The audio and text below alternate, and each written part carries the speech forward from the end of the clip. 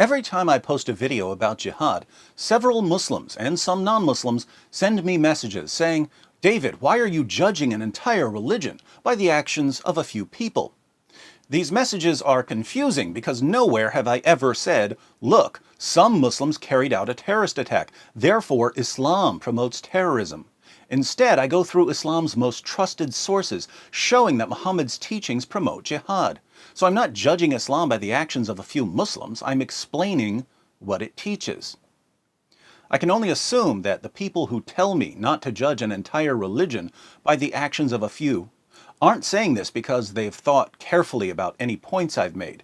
They're saying it because this is just what they've been trained to say whenever someone criticizes Islam.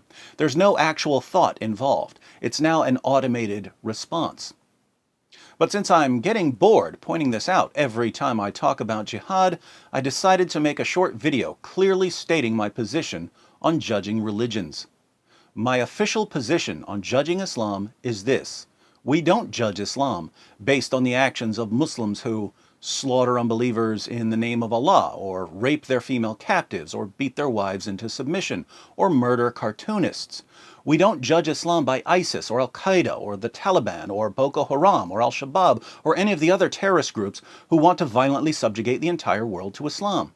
Instead, we judge Islam based on the teachings and example of Muhammad, a man who A. was convinced at one point that he was demon-possessed, B. tried repeatedly to commit suicide, C. admittedly delivered revelations from the devil, D. complained that he was a victim of a magic spell that gave him delusional thoughts and false beliefs, E. supported his religion by robbing people, F. started a war with Mecca when he had a chance to live in peace in Medina, G. had people assassinated for criticizing his religion, H. beheaded hundreds of Jews for trying to defend themselves once they realized he was eliminating them, I. ordered his followers to execute anyone who leaves his religion, J. commanded his followers to violently subjugate the entire world, K. tortured people for money, L. bought, sold, owned, and traded black African slaves, M. called Ethiopians raisin heads and claimed that Satan looks like a black man, N. had sex with a 9-year-old girl, O. had at least 9 wives at one time even though his own revelations only allowed 4, P. married the wife of his own adopted son after causing the divorce by lusting after her, Q. had sex with his slave girls, R. broke the promise he made to his wives that he would stop having sex with his slave girls after he got caught with a slave girl in the bed of his wife Hafsa, S. allowed his followers to rape their female captives, T. took the most beautiful captives back to his own tent, U. told his followers they could beat their wives into submission, V. declared that women are stupid and that their testimony is unreliable, W. promoted idolatrous pagan practices like kissing the black stone and bowing down to the Kaaba, X. repeated stories based on forgeries and passed them off as revelations from God, Y. portrayed God as deceptive and Jesus as a complete failure, and Z. has kept more people from knowing the true God than any other false prophet in history.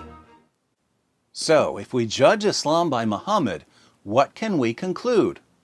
Worst religion ever.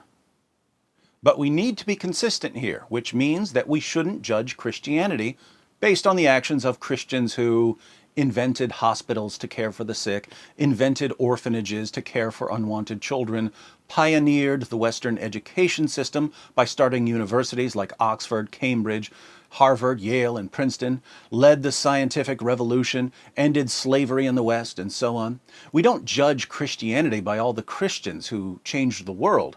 We judge Christianity by the teachings and example of Jesus, who A. created the universe, B. sustains the universe in existence, C. laid aside his glory so that he could enter creation as a human being to suffer for our sake, D. as to his human nature was born of a virgin, E. fulfilled dozens of Old Testament prophecies, F. miraculously fed thousands of people on more than one occasion, G. walked on water, H. could calm storms by speaking, I. healed the sick, J. cleansed the lepers, K. cast out demons, L. raised the dead, M. made the lame walk, N. gave sight to the blind, O. gave hearing to the deaf, P. gave hope to the oppressed, Q confronted and rebuked their oppressors. R broke down the barriers that kept people divided by race, class, and gender. S ordered his followers to love everyone, including their enemies. T commanded his followers not to use violence in his name.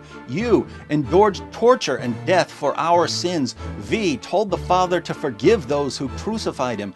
W rose from the dead. X gives us his righteousness so that we can know God. Y intercedes with the Father on our behalf. And Z will eventually judge the entire world. So, if we judge Christianity by Jesus, what can we conclude? Best message ever. To all the Muslims who sent me messages pointing out that we shouldn't judge Islam by the actions of Muslims, thank you for the comments. I agree with you completely.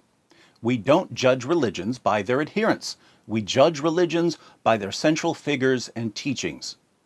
But now that we've judged Islam and Christianity by the teachings and example of Muhammad and Jesus, respectively, how's that working out for you?